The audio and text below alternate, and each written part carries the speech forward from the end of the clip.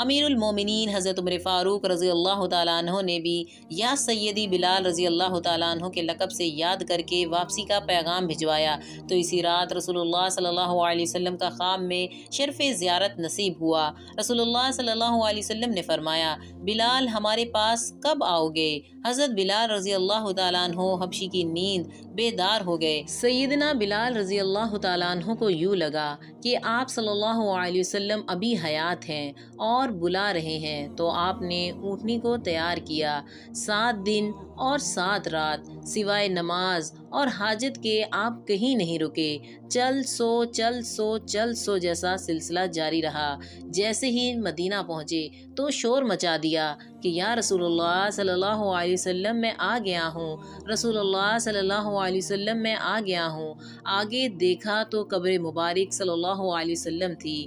آپ صلی اللہ علیہ وسلم تو نہ